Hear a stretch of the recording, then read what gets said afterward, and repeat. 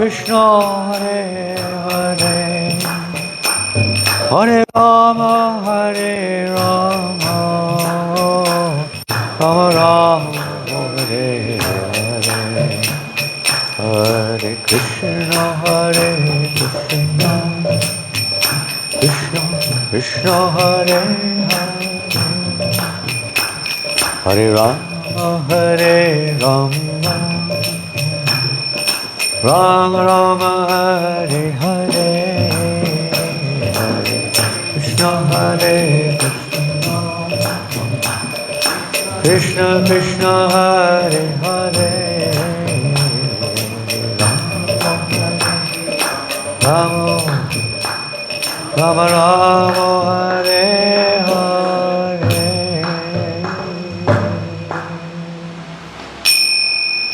Prabhupada ki jai. Is it Nitai Sundar or Sundar Nitai? Nitai Sundar or Sundar Nitai? Which is it? Nitai Sundar Gaur Hari ki jai. Shri Jagannath Baladev Subhadra ki jai. Shri Radha Gokulananda ki jai. Gaur Premananda. All glories to the assembled devotees. Grantaraj Srimad Bhagavatam ki jai. Shri Chaitanya Charitamrita ki jai. Shri Gadadhar Pandit Abhibhav Maha Mahotsav ki jai. Gaur Premanandi. All glories to the assembled devotees. All glories to Shri Guru and Gauranga. All glories to Shri Prabhupada.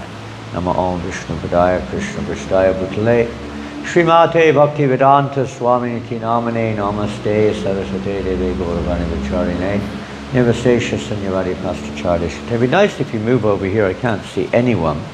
The only person I can see is Mataji and Srila Prabhupada. Move over this way. You sit on that side. Sit on this side.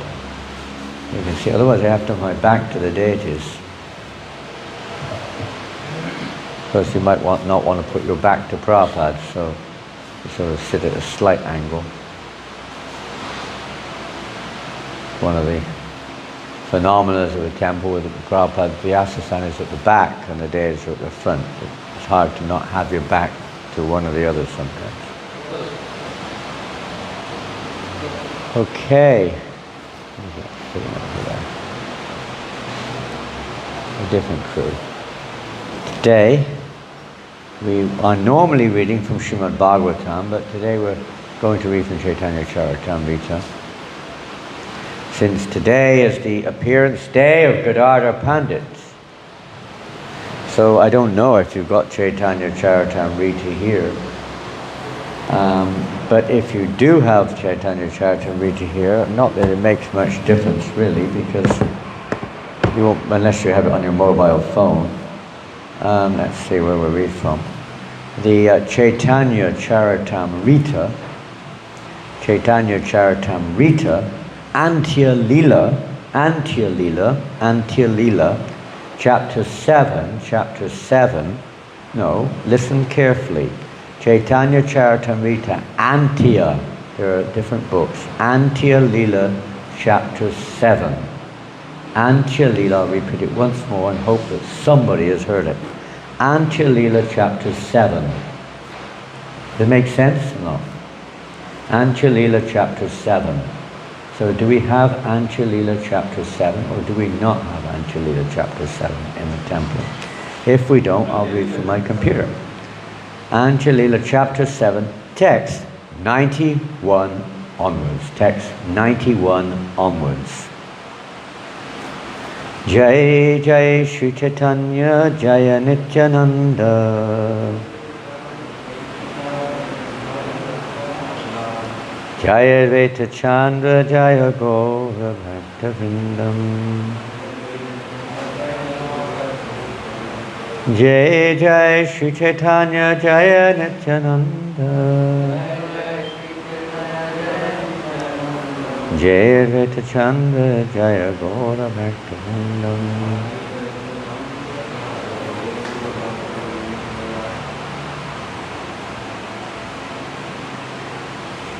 Hare Krishna. So we're taking up a pastime in Chaitanya Charitamrita whereby, okay, that's nice. Chalila.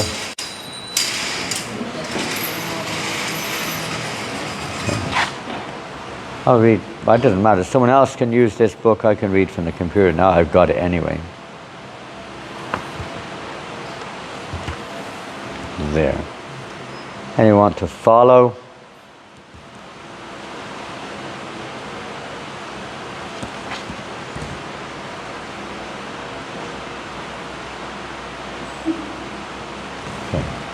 If anyone wants to follow, you can follow on your mobiles. Antya chapter 7, text 91 onwards, and more or less anyway, 1 or 2 exceptions. And if anyone wants to see on the book, you're welcome. There's a book here for those who have not got mobile phones. Please take, please. I'm going to drop it on the floor unless someone holds it in their hand.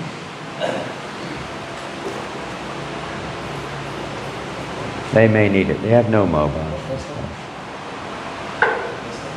This is a chapter in the Chaitanya Charitamrita entitled The Meeting of Chaitanya Mahaprabhu and Balabhabhata. Now, Balabhabhata is and was a very famous personality, and especially in Gujarat. He is the Acharya they usually call it the Balabha Sampradaya. I think it's in the Vishnu Swami Sampradaya, I'm not sure. I think they're usually known as the Pushti Marg line, worshipping the Lord in the mood of more or less parental reverence, worshipping the Lord in parental affection. So Balabhabhata is a great soul, but he had a different mood. And he had apparently, some of the representatives of the Lord manifest certain characteristics sometimes for the Lord's pleasure, for the Lord's purposes, to teach lessons to one and all, and to enhance the Lord's pastimes, or his pleasure pastimes. So Balabhabhata had his part to play in Gaur Leela, although he's you could say, in terms of rasa or relationship, somewhat different lines.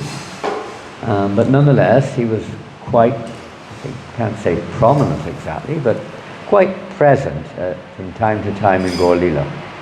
So he came to Jagannath Puri one time, and Balabhabhata, which is a different line, he'd written his own commentary on Srimad Bhagavatam. So he very much wanted to show his commentary to Mahaprabhu.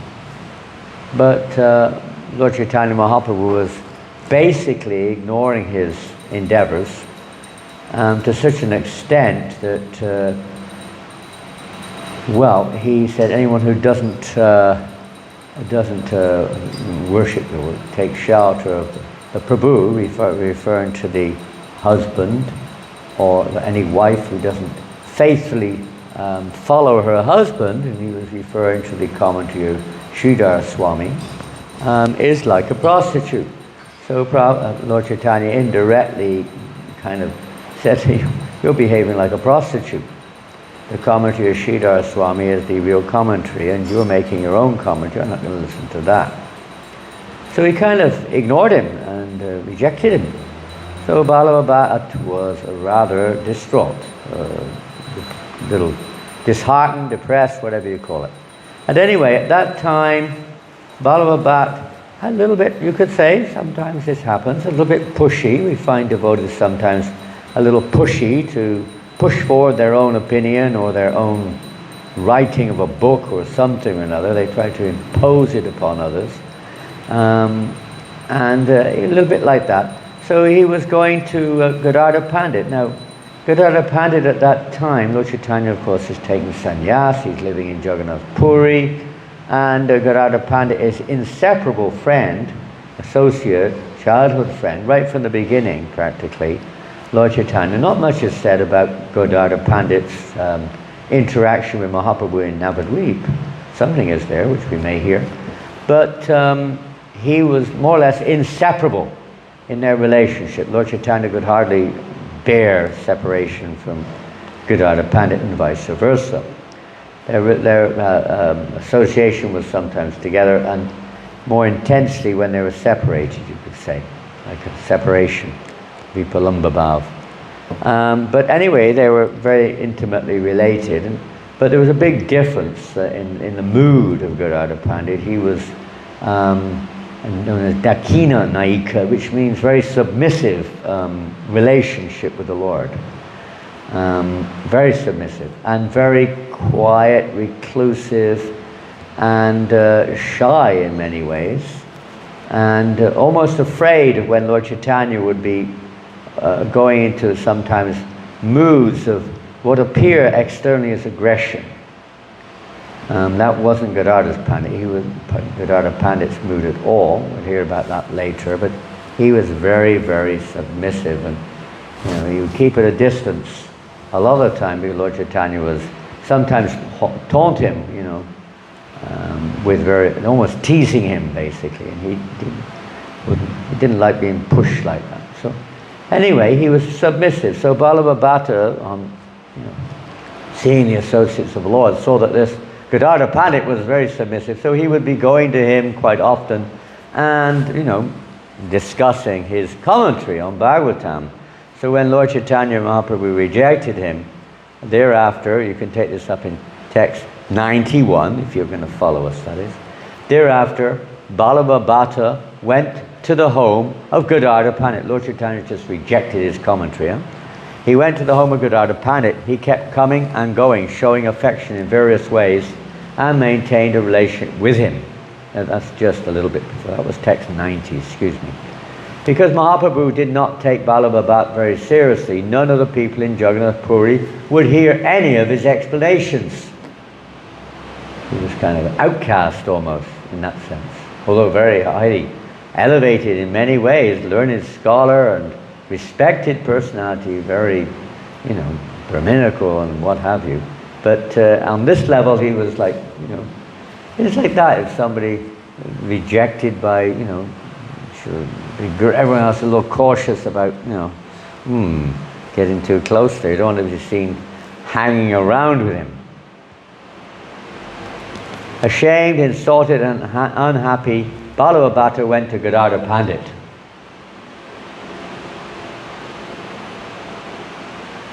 Approaching him with great humility, Balabhabhata said, "I have taken shelter of you, my dear sir. Kindly be merciful to me and save my life." Much emphasis is placed sometimes on our own, impressions, opinions, what we think is right. It's so important to be accepted. It's one of the most important things in existence for a conditioned soul, practically. Somebody who listens to me. Even if sometimes it's not also. But we hope that at least it's our wife who listens to us. That's not always the case. But we hope so. No one else listens, but the wife has to agree. Please hear my explanation of the meaning of Lord Krishna's name. In that way, the mud of the shame that has come upon me will be washed off. So only someone will hear me. When you have some gripe or some whatever it is, issue, you try to find somebody who agrees with you, right? Somebody who sympathizes with your nonsense or whatever it is. Isn't it? Everyone does that practically to some degree, whether it's positive or negative. You're looking more or less, most people are not so much on the transcendental platform of total connection with Krishna and not needing any kind of recognition at all, basically, in this world. But most people do. And we look for someone similar-minded. Sajati, somebody who has a similar disposition. And we shower it on them and, yeah. Even if they don't agree, they start to think in the same way. Just look at, what was her name? In Ram Leela, what was her name? Mantara, and how she imposed her impressions on Kaikeyi. We didn't think like that at all. Kaikeyi was simple, open-hearted, simple. But after hearing boom, boom, boom, boom, boom, boom, boom, boom, boom, she became convinced and she became, number one, representative of Mantara. And the whole Brahmayan unfolds. How things work, I mean, there was nothing about it. You completely bomb them out with your thing, and then they become another, carrier of the muck, of the mud, another mudslinger. That's how it goes, right? So propaganda, 99.9% of people are just kind of like dumb almost, They don't know what the heck's going on. And, they might be convinced for whatever reason by this or that, and they just follow it. And they become muck throwers or whatever it is. He's desperately trying to relieve himself of the shame on his heart that he's been rejected by Mahaprabhu. If someone will accept me, then, he feels, then he will have, his heart will be relieved. Whew, I'm not alone. I'm not alone. The Pandit Goswami fell into a dilemma. That means Gadadhar Pandit. He was in such doubt that he could not decide alone what to do. Because he was very submissive, some people there, yes, man. Whatever you say, yes, yes, yes, yes, and then later on you regret it. You ever had that experience? Why on earth did I say yes? I've really gotten into trouble here, or I've really made a mess of this, or, geez, how am I going to get out of this one? You just keep saying yes, yes, yes, yes, yes, yes, yes, and make a complete mess of it. No discrimination. It's not that Gadadhar didn't have any discrimination, but his characteristic was like this. He was completely humble, submissive personality, Ballabha Bhattacharya elevated his soul, he's a big man. And it was difficult for him to say no, very difficult. You ever had that? It's difficult to say no sometimes to people? Some people, for different reasons, I mean, they might be on, what do you call it, a macho kind of condescending type of a character, and just does it with everyone, whatever, what do you call it there? They're like this. They're not considering other people's effect on others. They're only considering their own effect, and they're very self-centered. What's it called now? Anyway, I've forgotten terminologies for these things. Some people, they just live like that. They don't know anything else. They think that's absolutely normal. Everyone should listen to me. Some people like that. And if someone doesn't, what's going on here? There's something wrong with this person, or this institute, or this whatever it is, this woman, this man. They don't see there's more than one person in the universe. They don't see it like that practically. Only people who agree with them, boom, boom, boom, then they feel good. Get a bit of this in him, I guess. Text 96. Although Gadadhar Pandit Goswami did not want to hear it, Ballabha Bhattacharya, without even his replying, began to read his explanation with great force. He didn't even give him a chance to reply, Boom! You must have come across this in your life on occasions. You're talking about me now, aren't you?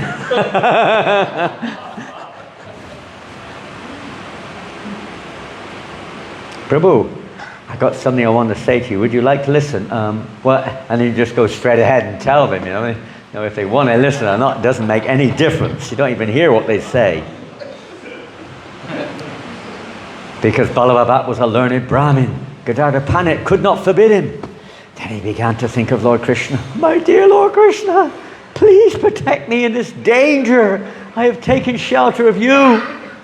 Gadadhar Pandit was praying inside. He didn't know what to do. He couldn't say no. It's powerful, imposing Brahmana.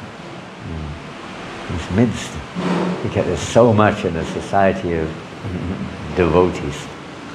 Sri Chaitanya Mahaprabhu is present in everyone's heart, and he will certainly know my mind. I do not fear him, but however, his associates are extremely critical. I saw you going to a program of the Gaudiya Math. You are banned from ISKCON. Right?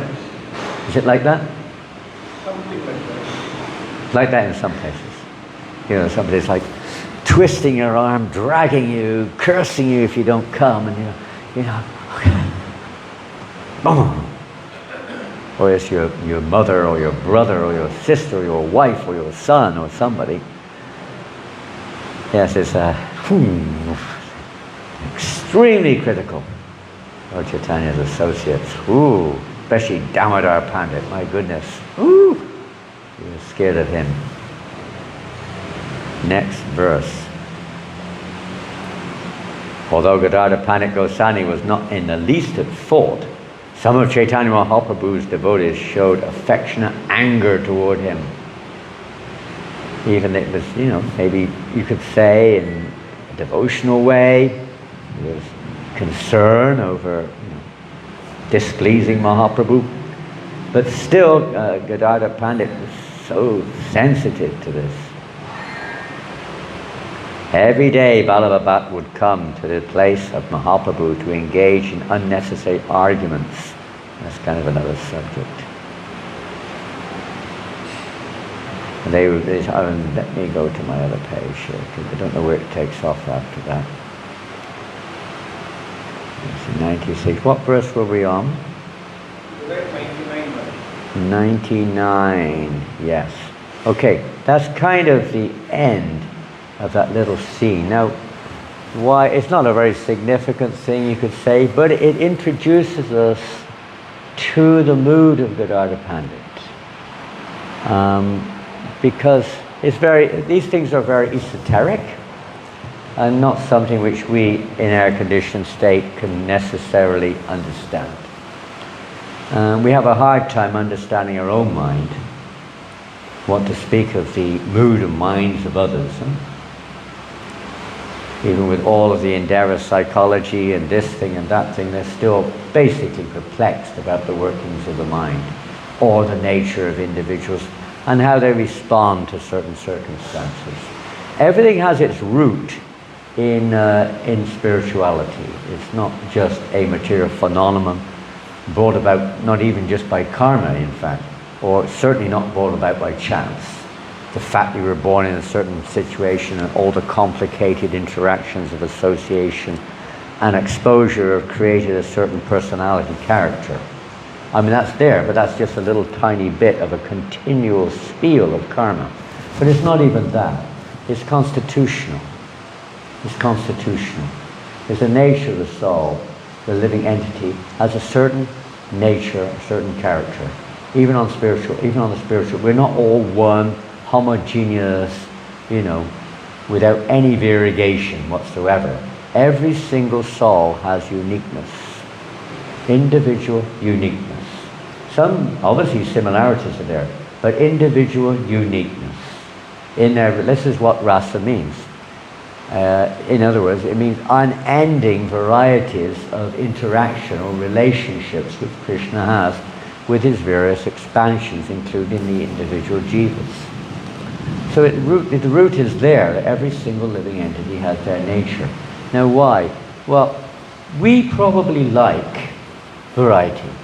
Now if every single person in your life was identical in every respect, the way they walk, the way they talk, the way they think, what they eat, the way they respond to you, the way they speak, everything. Their hair grows exactly the same, every hairstyle is identical, they all got exactly the same face masks on.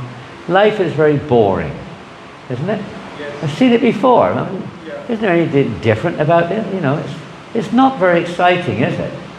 Or if your girlfriend's as plain as I don't know what, but absolutely, you can read her like a book. She's as plain. There's nothing exciting whatsoever in her personality.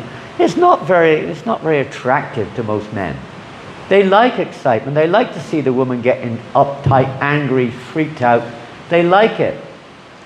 They purposely act in such a way to freak the girl out sometimes. I don't know if any of you had girlfriends. Wives, sometimes the husband does that with a wife too. If you're on top of things, the way she's on top of you. But if you're on top of things, you know how to do this. You're kind of in turn having a great time as she's ranting and raving away there, completely misunderstanding what's going on because she doesn't understand that aspect of male psychology. And, you're enjoying it. It's kind of funny. And she's like going bananas, And then you twist it around again and it goes backwards the other way and she's all, People like it. It's the Purusha nature. It's the nature of the controller, likes to see the controlled under their control, you know. I mean, they manipulate in different ways. We like to play with plasticine or something. We like to manipulate in all different ways, you know. Colors, you know, like to make some excitement there, you know? Not just the same thing all the time. Plain Jane, as they say. Yeah, it's exciting. Well, that's because that's there in Krishna. He loves it. So he doesn't have to, you know, just mess around with one person. He has unlimited expansion, so automatically behave in unlimited varieties of emotional response. In all kinds of relationships, not just one. In all kinds. Motherly, friendly, servitude, and especially conjugal. Especially the conjugal relationship, which is the most intimate and complex in one sense, you could say. But it's just, what can we say? We have only got this little tiny bit of conditional experience, and some of it's bitter, and we don't know why, and we don't see it beyond what it is, and we don't stand apart from it and see, well, just see what's going on around here. Wait a minute. You know, this is nothing to, it's superfluous. And Artapashamam Sakshat Bhakti Yoga Hoshite is superfluous to the soul. But because of ignorance, we identify with a circumstance and we get carried away with it too. And the whole world is carried away. And boom, you've got war at your hand. You've got hell on earth. Right? And people are completely in ignorance. Totally identifying with what they're not. Carried away by whatever conditional emotions we have now. And the same things in the spiritual world. You know, Gadadhar Pandit he can't become like, you know, whatever, what's his name? Jagadananda Pandit. Jagadananda Pandit can't be like Gadadhar. No way. Waste of time preaching. You should be humble. Good. No, Jagadananda, calm down. You should be humble. Get out of there, brah! Smack you on the head with a frying pan, you know. You can't. That's his nature. He's bummer. He's like furious. He's got that furious side of Radharani personified practically. I suppose different circumstances evoke it, but that's his nature. And the same with Gadadhar Pandit. He can't get angry if he tries. Rukmini is like that. Gadadhar Pandit is actually in the same mood as Rukmini. She cannot get angry. Whatever Krishna said,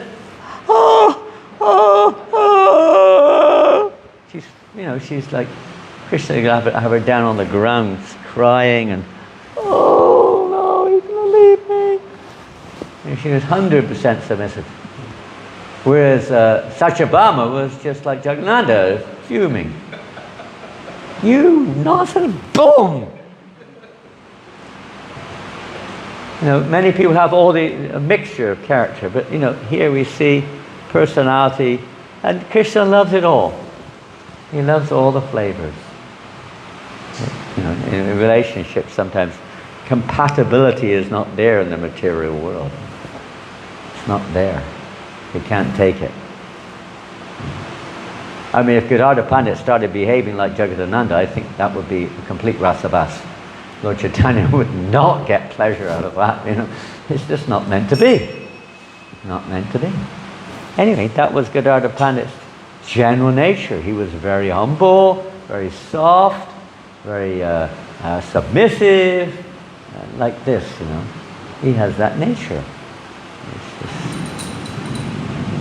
Dakini means like that. It's right wing. It literally means the right wing. There's two wings of gopis, right and left. Huh? There's the left wing, which is headed by Radharani, and the right wing, which is headed by Chandravali. And they're like very different natures. Now Krishna, of course, is much more exciting. The left wing is much more exciting than the right wing. The right wing is just like pacifist, you know. It's like, okay, pacified. But the left wing is where the excitement lies, you know. Boys like excitement, don't they? Don't they? They like to sit down, listen to some classical music or something. You know, a young teenage boy, you know, he wants to get out there. Boom, boom, wow, smack, competition, yeah, kill him, you know. Smash him. Isn't it? The kind of general mood. And sometimes you put the piece down. But generally speaking, that's the more, let's say, prominent and more attractive to Krishna. That mood of Radharani. You can't resist it. It's whatever. What can we say? We can't say anything more. But that's just Krishna's desire and how Krishna's arranged everything. Variety is the spice of life. Now there's another aspect, of course. Even Chandravali is an expansion of Radharani, a certain aspect, as is Rukmini, although Rukmini is more in the mood of Chandravali and Satyabhama. They're all expansions of Radharani. She is the personification of the pleasure-giving potency in the mood of Madhurya Rasa. So they're all expansions of that, but they just manifest different aspects of loving exchange. And that's how they are. So he's also an expansion. Gadadhar Pandit is an expansion of Radharani. And that's a very esoteric thing, and we're not going to get into that. But he is an expansion of Radharani, but it doesn't possess the full nature of Radharani. It's almost like that aspect, that Muhammad, that real aspect of Bhava is not in him. It's like it's been extracted out, and he's like empty. Therefore, he's almost like empty, devoid of that particular spirit, and he's in a mood of kind. It's like emptiness almost. But he loves Mahaprabhu absolutely. So you find that some devotees, they worship Gaur Gadadhar. Bhaktivinoda Thakur worshipped Gaur Gadadhar, not Gaur Nityananda. Gaur Gadadhar is on a very high level. It's a level of conjugal love, which cannot be explained or understood by the likes of us neophytes. It's beyond our grasp. But some devotees, rightly or wrongly, and it's not our business to poke our nose in, and I don't know if Prabhupada ever talked about it particularly, but here's a quote here. I do have the ref, I don't know it, it's not here. The worship of Gaur Gadadhar is in Madhurya Ras. And so it is not for Kanishta Adhikaris. Not for Kanistas. Those on the beginning stages of devotional service where one strives to follow the principles and avoid the offenses. Rather, this is for advanced devotees who are beyond anartha, at least on the Nishta platform, in Krishna consciousness, and are getting a genuine taste in ruchi. In other words, their attraction is in that particular mood. Or they can understand. And we see that there's worship goes on, even in Gaur Lila, of a good Gaur Gadadhar. Sometimes Krishna manifests, or Lord Chaitanya manifests himself as Krishna, and Gadadhar is assisting, actually. Gadadhar's role is to assist Lord Chaitanya in his mood of separation, in his mood of experiencing that mood of Radharani. He's there to assist him, as of course all the intimate associates are, Swarup Damodar, Lalita Devi, and Ramananda Roy of Vishaka. They're also doing that. All the associates are doing it in their own way, but he particularly, that's his living role to, let's say, enhance the mood of Chaitanya Mahaprabhu, that mood of separation, that mood of kind of like emptiness, you know, with Lord Chaitanya's Shastakam prayers, you know, feeling a completely, you know, empty, devoid of, you know, it's in separation. So he manifests that kind of mood to enhance Lord Chaitanya's purpose, internal purposes there as well. So anyway, this worship of Gaur Gadadhar is very high level, and we can't say, I'm not going to say anything more even if I know some theory. So we're going to go on now to another aspect. So even from childhood, Gadadhar was in this mood, although Lord Chaitanya wasn't manifesting any Madhurya Ras nature when he was a youth, but he was manifesting in a different way with Gadadhar. He was kind of teasing him and testing him, and there was one time, well, it really started when Lord Chaitanya Mahaprabhu went to take initiation from Ishwar Puri at Gaya. That's when, after he returned, then things started to manifest what was really going on. And when he came back, Lord Chaitanya Mahaprabhu, having taken initiation, was not the same person, right? Well, he was, but I mean, he wasn't manifesting his purpose, you could say, or his inner purpose so much. Previously, he was just enjoying, like he was in Vrindavan, he was enjoying pastimes with his sakyas, with his friends, cowherd pastimes, with the calves and the cows. There wasn't much Madhurya manifested until a certain stage in Krishna's pastimes. So he was enjoying friendly pastimes with his boyfriends. All the scholars in his school and the ones he was playing with in Navadvip were all his eternal associates. They're cowherd boys from Krishna Lila. So they're all enjoying different types of pastimes, scholarly pastimes and mischievous pastimes in Gaur Lila, right? All the mischievous pastimes they would get up to. akin in Gaur Leela to the pastimes of the coward boys stealing things and breaking things and this and that. Were going on in Gaur Leela, but it is a different flavor or different, manifested in different ways because of different Leela. But then after initiation, Lord Chaitanya started to manifest a completely different mood. He was no longer interested with all of that pandit stuff and what have you. He was a madman, raging madman, searching for Krishna. Where is the Lord? Where is my Pranaballabha? Where is my Lord of the heart? Going crazy. And nobody could control him sometimes. He went up one time, he went to Gadadhar Pandit, close friend. I mean, where will I find Krishna? Where is he? Where is he?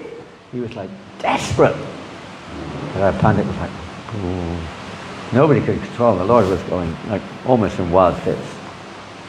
So Gadadhar Pandit said, my Lord, do not worry. Oh no, whatever he dressed, Nimai, whatever. Do not worry. He is in your heart. He is in your heart. He is with you. Lord Chaitanya was saying, I can't find him anywhere. I'm finished. You know, he was like desperate. So Gadadhar said, don't worry. He's in your heart. What did Lord Chaitanya immediately, when he heard that? In my heart? Ah! And he started ripping his chest to pieces with his nails. Everyone was panicking. Mother Sachi was watching at a distance. You were watching at a distance. She said, what was going on here? You know, she could see her son about to tear his chest asunder. No one could control him. Gadadhar Pandit was like desperately thinking, it was like Vasudeva trying to stop Kamsa from killing Devaki or something. You have to think of something desperately, quickly stop this. There's a disaster going to happen here. Or Parvati trying to stop Lord Shiva from destroying the universe. And, you know, immediately you ought to do something to save the situation. My Lord, no, but please be patient. Please be patient. Don't worry. Krishna's coming very, very soon. He's just about coming. Don't worry. Be patient for a little longer. Someone other calmed him down. You know? And Mother Sachi was very impressed that only Gadadhar could calm down her Nimai. No one else seemed to be able to do it. So she begged him, always stay near my Nimai. There's no way of telling what he's going to do next. You know? Please stay here. So he would be around. Even when Lord Chaitanya took sannyas, Gadadhar went with him to Puri. They couldn't, although they may not be, you know, like this, but they're always there. They can't, every scene he had, well, not every scene. When Lord Chaitanya went out to preach, Gadadhar Pandit was not there. But otherwise, when he was in Mayapur, Navadvip, in Puri, Gadadhar was always there. So Gadadhar Pandit had a very unique, there's another unique story in Navadvip. There was one time, Gadadhar Pandit was very submissive. He loved to hear Bhagavad Gita. He loved to associate with great devotees. He loved it. He just relished that association. That was his kind of like sustenance, his nourishment. You know? And of course later on he became very famous in terms of passing that on to others. We'll hear about that in a minute. But in Navadvip, he had a very close association with Mukunda. Mukunda Datta. He was a great soul. He came from Chittagong, this area of Bangladesh, Chittagong they call now, Chittagong. And from that area many great devotees, Vasudeva Dutt came from there, Mukunda Dutt, Pundarik Vijayanidhi, so many great souls were from the same village, practically speaking, near Chittagong in Bangladesh. So, but most of the devotees in Navadvip, they only knew the ones that were in Navadvip. They didn't know others, practically speaking. So Mukunda Datta was then in Navadvip, so everyone knew him. Lord Chaitanya's associates knew him. And Gadadhar Pandit knew him very well. He had a very close relationship with Mukunda.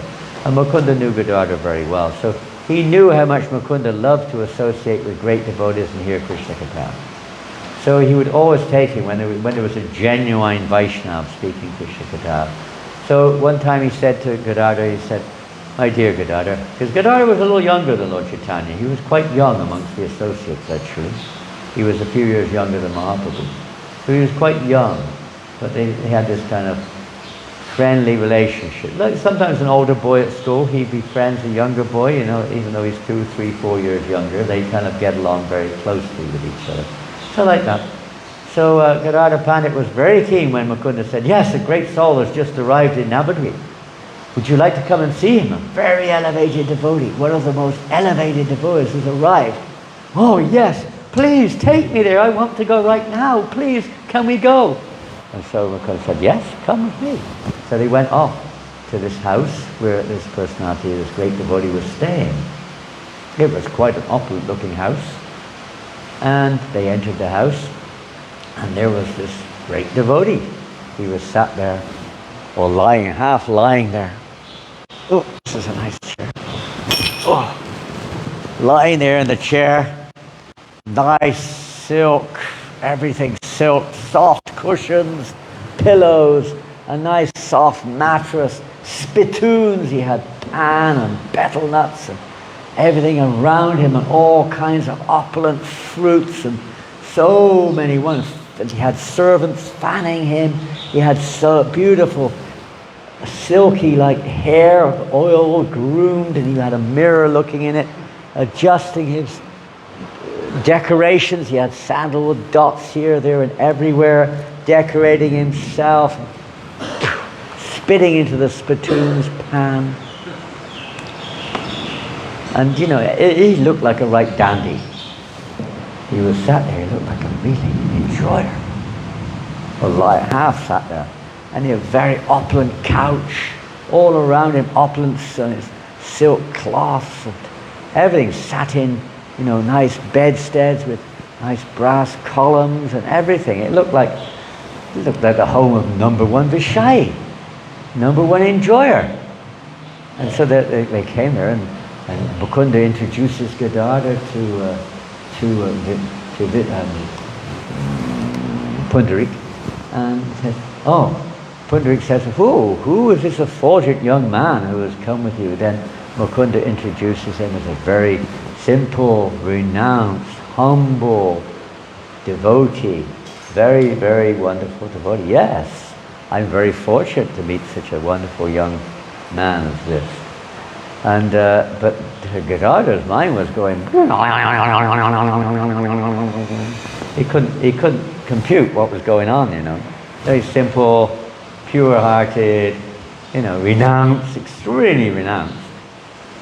And here you are coming to see this most elevated devotee who looks like he's, at best, you would call him a Sakama Bhakta.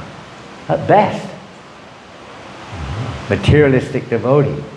His mind started to bring thoughts like this. It started coming in, you know. We tend to measure people on what we see. Of course that has its relevance, but that may not be the absolute truth. So he started to develop some doubts in his mind.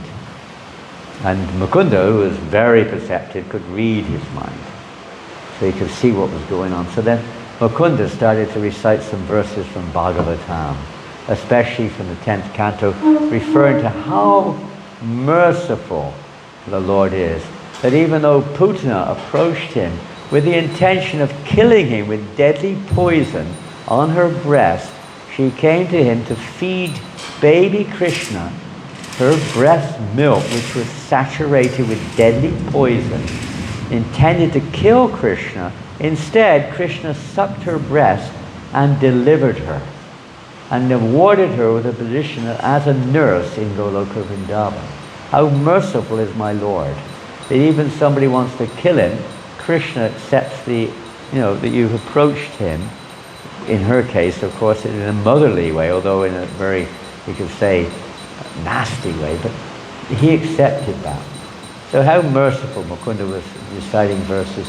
And when Pundarik heard that, he started to crack up. Tears started rolling from his eyes. He started shaking. Hairs started standing on end. He started frothing at the mouth. And he couldn't control himself any longer.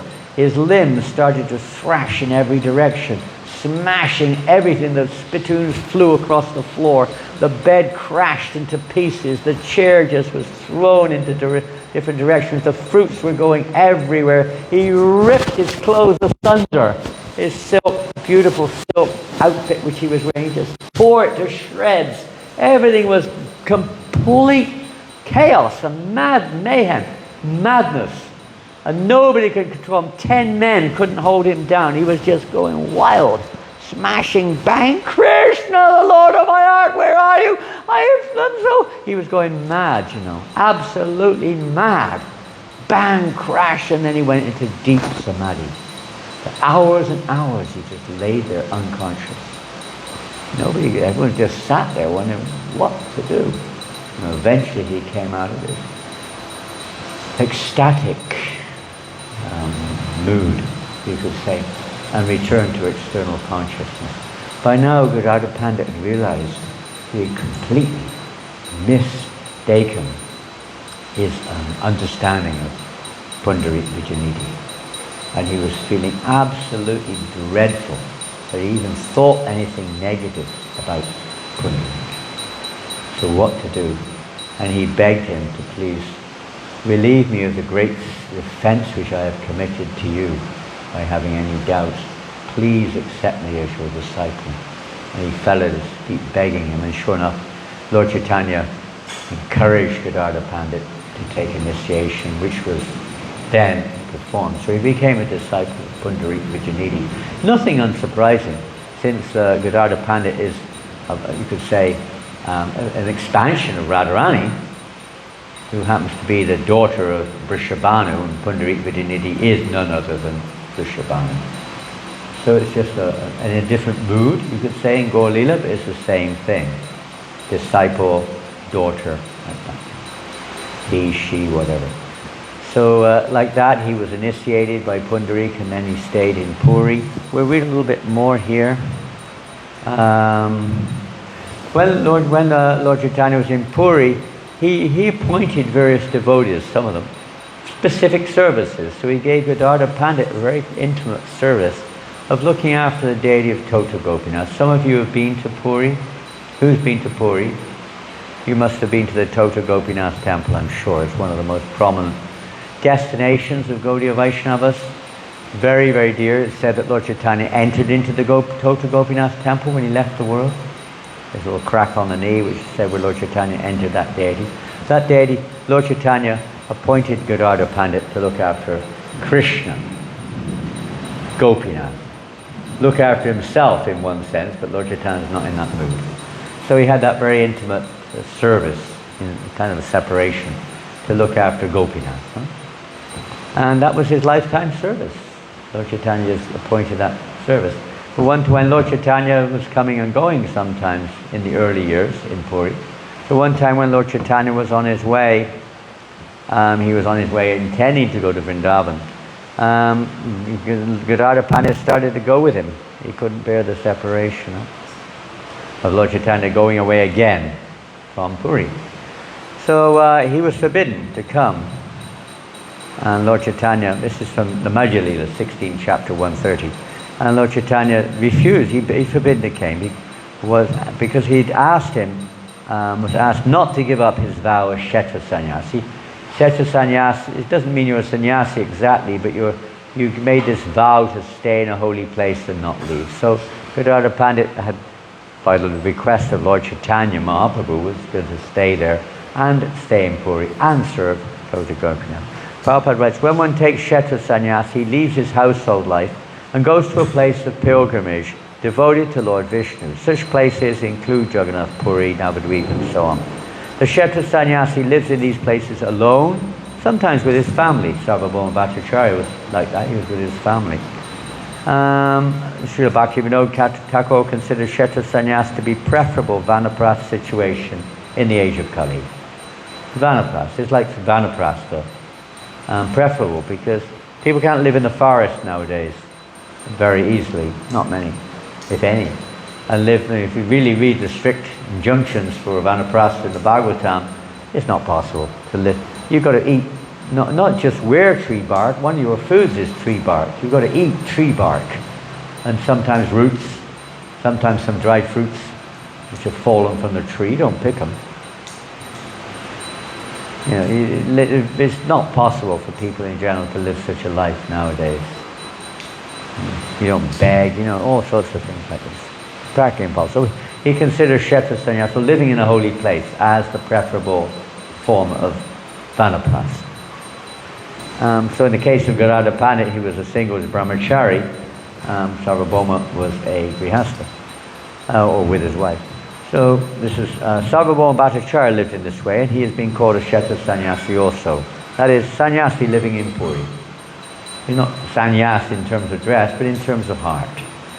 Sannyas is a state of consciousness. It's not just an outfit that you wear and a stick that you carry, but it is a state of consciousness. Anaprastha is also a state of consciousness.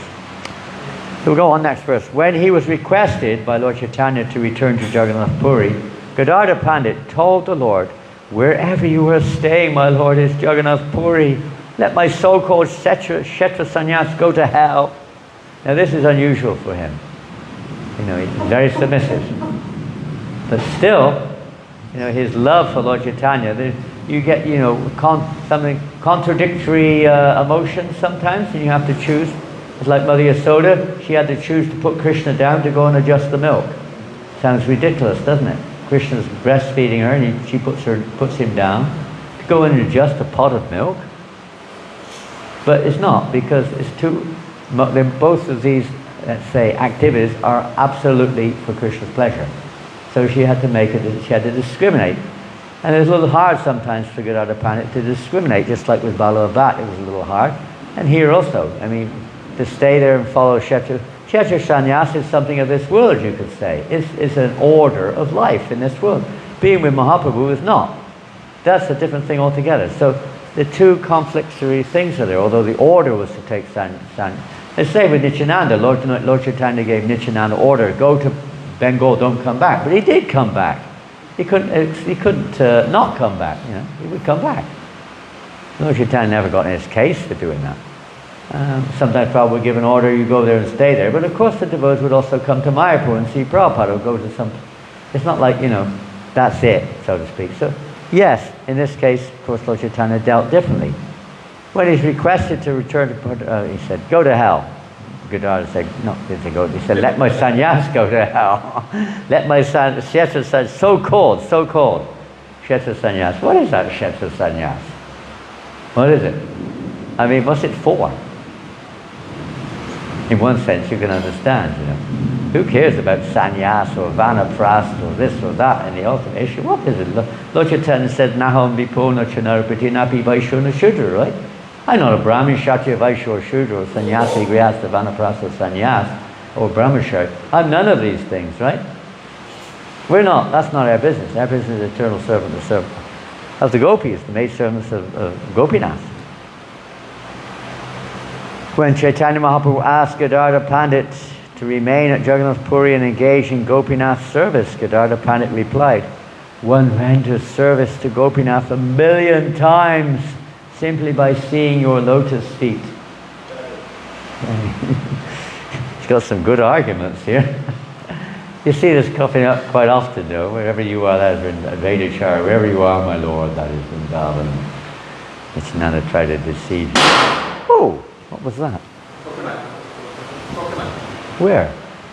Falling on the autumn. Pardon? The coconut fall on the autumn. A coconut fell down. My goodness. That was a loud bang, wasn't it? There's another coconut for you. I see you're collecting coconuts out there. Coconut does. You like coconuts? Do they? Huh? Baba like coconuts, like Baba.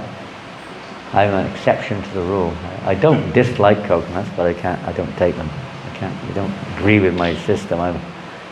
Something wrong with me. But we were in a farm just recently in Philippines. Some of you have not been. I don't think anyone's been there except for the ones with me. But there's a farm. They have a lot of coconut trees there, and we're just washing our plates after some prasad. One Mataji, with a senior Mataji, was there. She's kind of talking to me a little bit there as we're walking to about something around. And just as she's washing her plate, bang! A coconut just this far away from her, crashed from the top of the tree, smashed on the floor. They missed her by about this much. I don't know, do people ever get hit by coconuts? They say it's very rare, but it's like a 1 in a million case. It does happen sometimes. In Kali Yuga, I think the coconut's eyesight is not so good as it is in other ages. They're not so accurate. They say that they can see and they don't fall on people when they know when they crash to the ground they won't hit someone. But I think Kali Yuga, no, even the coconut's eyes are not so good as they used to be. Yeah. But generally they don't hit people. Huh? Amazing. Chaitanya Mahaprabhu then said, if you abandon his service, it will be my fault. So Chaitanya's got a strong argument here. It is better you remain here, means in Puri, and render service. That will be my satisfaction. So two strong things there. We exist for the satisfaction of the Lord, and if you don't follow that order, I will be at blame. I will be to blame for this. The Pandit replied, do not worry, my Lord. All the faults will be on my head. I shall not accompany you, but shall go alone. You go, I'll follow behind. Same thing we heard before. I shall go to see Sachimata, but I shall not go for your sake.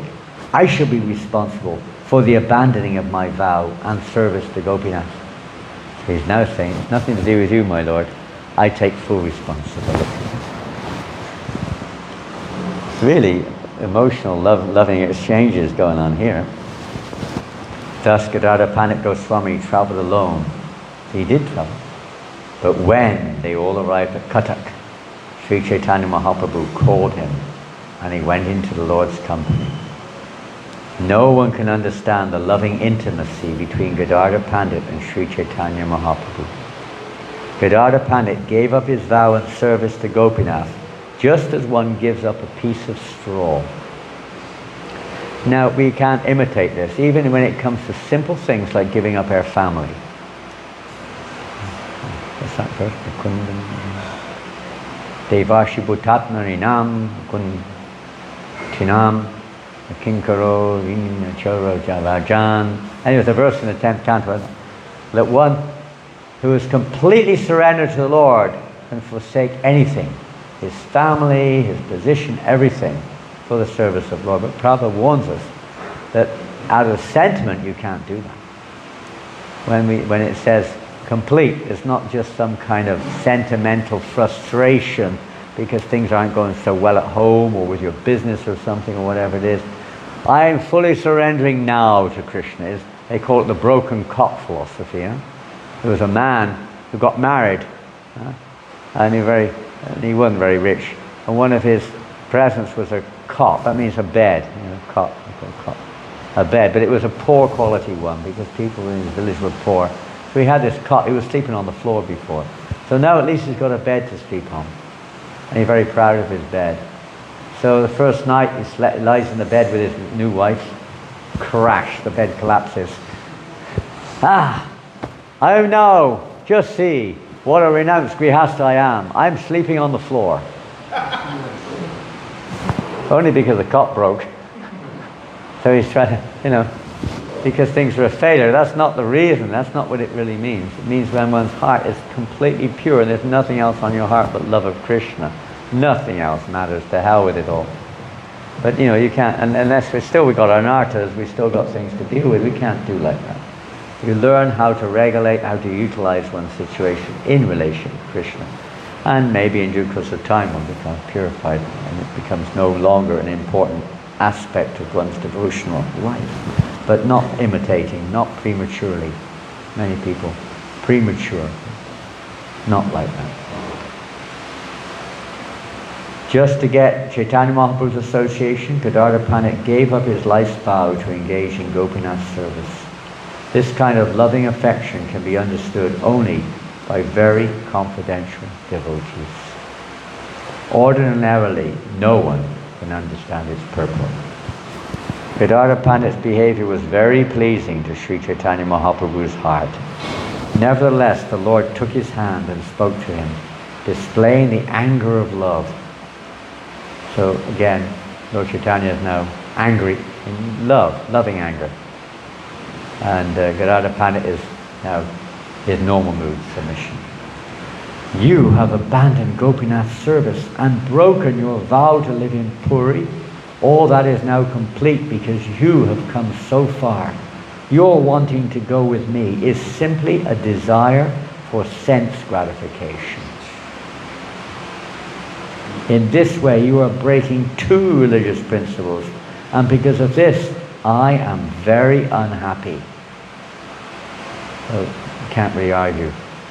The Lord is very unhappy.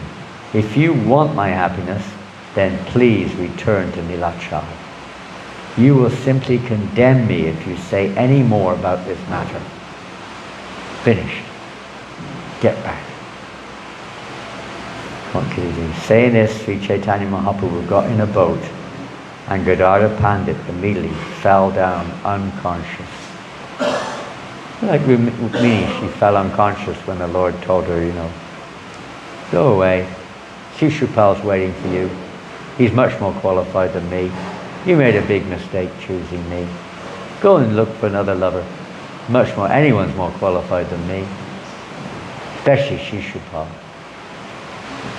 Because Rukmini, she couldn't take it, she just fainted. Same mood. Chaitanya Mahaprabhu ordered Sarvabhauma Bhattacharya to take Gadadhar Pandit with him. The Bhattacharya told Gadadhar Pandit, get up.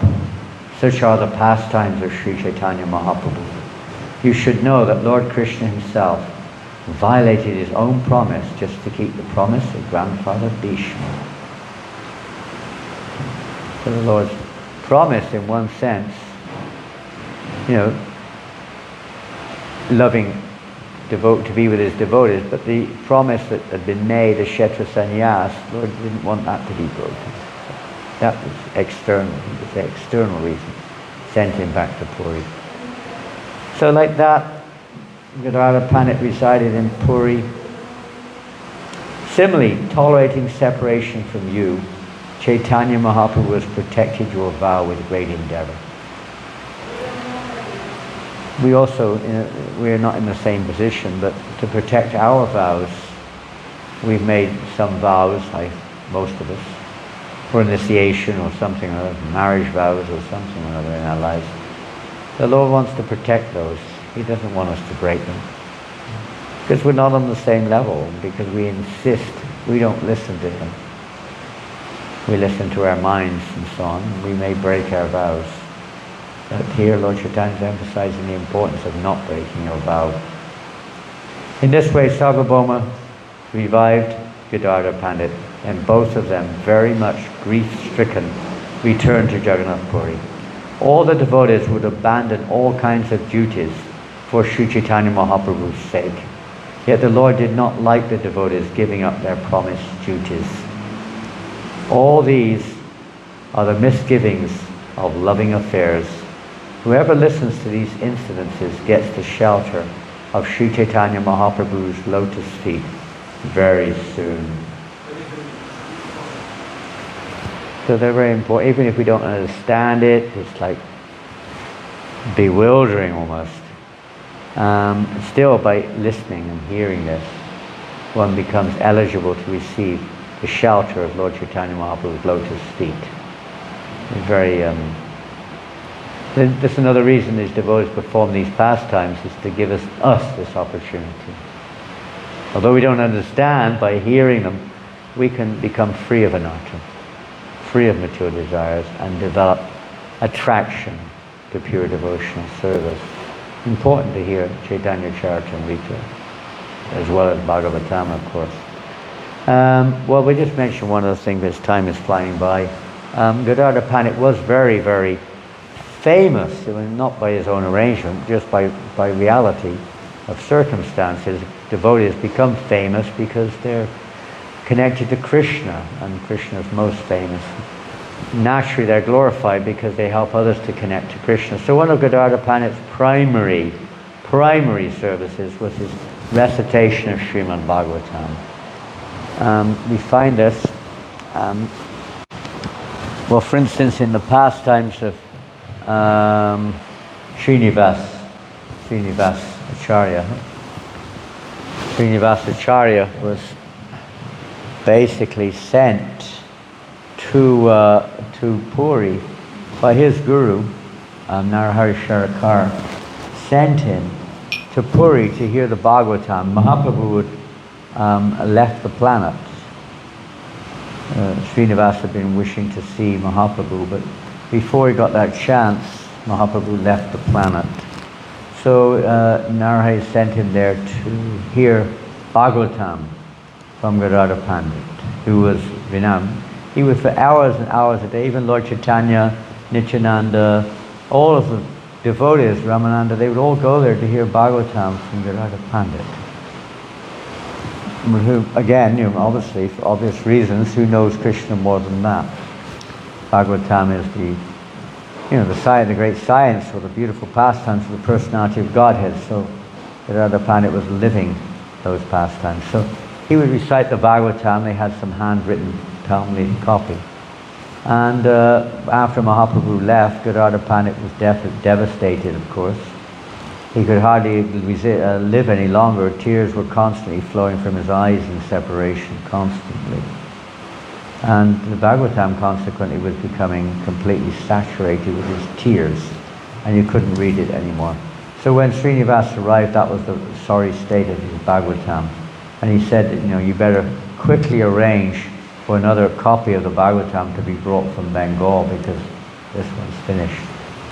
And of course that didn't, and he said, be quick, because I don't know how long I'll be able to tolerate staying in this world. And of course he didn't stay much longer, and that didn't happen either. He left the world before Srinivas returned. That's another story, but it's just to illustrate the role of Gadadhar Pandit also in Mahaprabhu's pastimes. As we know from Mahaprabhu himself, he gave this instruction to his devotees that in order to understand the Bhagavatam, you have to hear from a self-realized soul. You don't just read it. So he was prominent in that regard as the reciter of Srimad Bhagavatam. That was his service there in Puri. And Raghunath Das Goswami, of course, he also imbibed this mood of various moods of the devotees there in Puri, and shared them with the Goswamis there in Vrindavan, pastimes of Mahaprabhu and so on.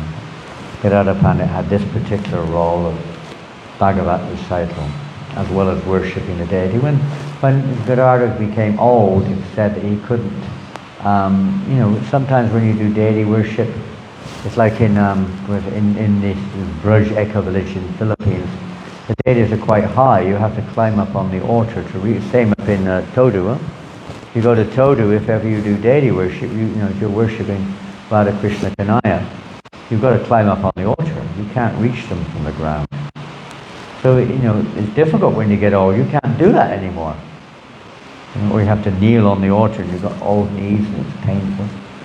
So it said that the deity himself kind of like sat down on the altar in order to make it easy for Gadadhar Pandit to dress the deity, because he couldn't climb up to reach the deity. So the deity himself adjusted his own posture to accept the service of Gadadhar Pandit when he was old. And of course Gadadhar Pandit also entered into the deity itself when he left his body. So anyway, there we go. A little bit about Gadadhar Pandit. You can find more if you want to look it up on the internet or in a database. You can find more. Those are some that come to mind, at least. I'll see from here. Some of the prominent aspects. He had a very close relationship with Pundarik Vijayanidhi was his guru. So when Pundarik Vijayanidhi came to Puri, at that time Gadadhar Pandit was requesting Mahaprabhu. Long years had passed, and Pundarik Vijayanidhi gave him his divine mantras. Diksha then meant, his secret mantras, like, you have your Gayatri mantra, then other mantras along with it. So he received these mantras from Pundarik Vijayanidhi. There was no such thing as first initiation like we have now. Initiation was generally entrance into the confidential mantras of one's particular sampradaya or one's relationship with the Lord. So he received these mantras, but he was feeling like he was, if any of you chant Gayatri, and I think some of you do, you may notice after a few years or a few days, or even the day you start, I don't know, but your attention or absorption in the mantras is not so great. Have anyone here chanting Gayatri? Prabhu? You chant Gayatri? Do you ever notice inattention sometimes? Sometimes you don't even know if you started or finished, I mean, I've talked to a few devotees who've said similar things. You're not sure which line you're on, your mind's thinking of something else. Your fingers are moving, but you don't know which way they're going sometimes. And we're not so good at that type of, let's say, absorption, not so much in the mode of goodness. Well, that wasn't Gadara Pandit's mood, I don't think. But he did say that he was as if the potency was, he didn't feel the potency, He hadn't seen his guru for a long time. So he wanted to receive the mantras again, and he was asking Mahaprabhu if he could receive the mantras again. He said, don't worry, your spiritual master's coming here very soon. He was omniscient, he could understand, Lord Chaitanya could understand that Pundarik was coming very soon. So he did. He came there very soon to Jagannath Puri. And, I guess, I don't know if he again received the Gayatri mantras, or whatever mantras he received, the divine mantras, let's say, from Pundarik Vijayanidhi. But anyway, that was there. Hare Krishna. So sometimes we do become and you've got to kind of revitalize yourself, remind yourself of what we're doing here. Even japa, even more so. Sometimes you need a bit of a reminder that we're not just finishing rounds for the sake of our vow.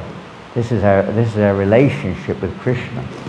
This is the most important thing in our lives.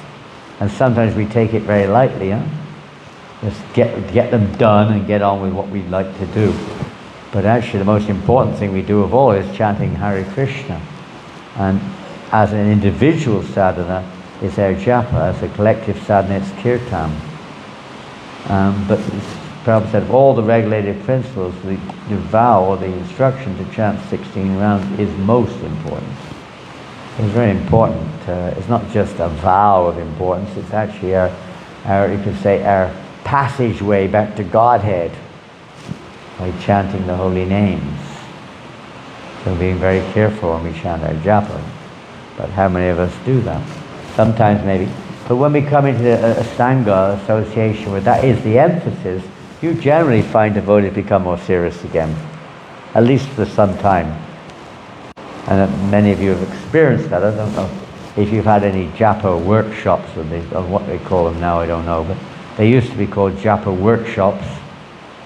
Doesn't sound very attractive, a workshop. It's like, sounds like you're working in a mechanic shop or something. But it's an intensive time where you just chant the holy name of Krishna. And it helps to revitalize, revive our chanting, which is usually offensive in all different ways. We say every morning, but how much we follow, I do not know. And we need those revival course sometimes. So sometimes with the Gayatri also, it's never talked about. I mean, maybe I've never heard of it talked about.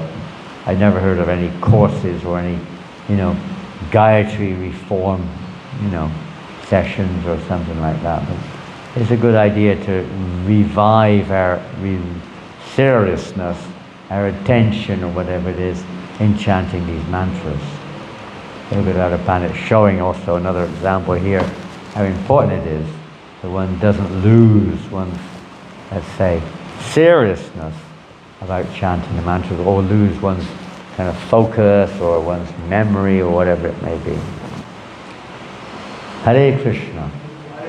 Shri Gadara Pandit ki jai. Shri Gadara Pandit Abhirbhav Mahotsav ki jai. Gaur Premanandi. Hare Krishna.